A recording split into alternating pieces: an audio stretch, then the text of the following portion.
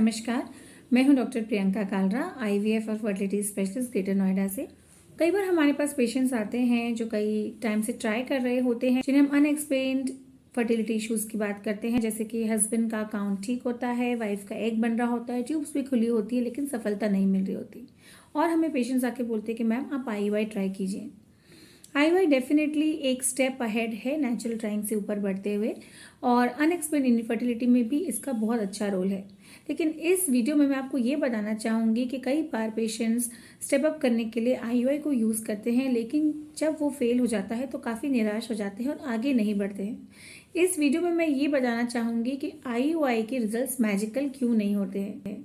अगर हम natural trying का सक्सेस रेट देखेंगे तो वो 8 to 10% होता है, और उसी सूरत में अगर हम सिर्फ आईयूआई का प्रोसेस ऐड करते हैं तो उसका मैक्सिमम सक्सेस रेट 15 से 20% तक ही जाता है।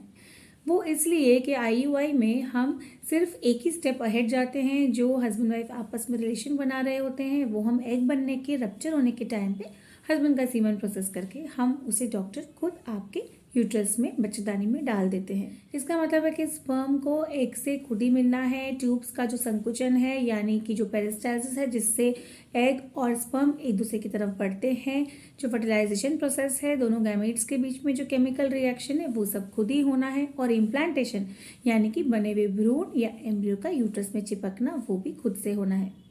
इसका मतलब लगभग सभी प्रोसेस, सिर्फ एक इंसेमिनेशन के प्रोसेस को छोड़कर सभी प्रोसेस हमें बॉडी में नेचुरली ही खुद ही करनी होंगी। इसीलिए आईयूआई का सक्सेस रेट बहुत ज़्यादा नहीं होता है। अब बात यह आती है कि आईयूआई अगर सक्सेस नहीं हुए तो हम क्या करें। अगर 2 से 3 बार आपने आईयूआई ट्राई कर लिया है और वो सक्सेसफुल नहीं हुआ है तो आप अपने डॉक्टर के साथ बैठे और डिस्कस करें। अगर अनएक्सप्लेन्ड इनफर्टिलिटी है तो समय को ना गवाते हुए आप आईवीएफ की तरफ आगे बढ़ें। आईयूआई का magical results mail factor infertility यानी कि जब हस्बैंड का रिपोर्ट थोड़ा सा पुअर हो, या हस्बैंड वाइफ में सेक्सुअल रिलेशन नहीं बनते हो, या आपस में बहुत दूर रहते हो और मिलना पॉसिबल नहीं है, उन केसेस में आईयूआई का बहुत अच्छा रोल है। लेकिन एक ही ट्रीटमेंट को सब पेशेंट्स पे लगाने से सक्सेस नहीं मिलती है, इसीलिए हम इंडिविजुअलाइज ट्रीटमेंट करते हैं, जिसे हम बोलते हैं कि हर पेशेंट को उनकी ज़रूरत के हिसाब से ट्रीट करना।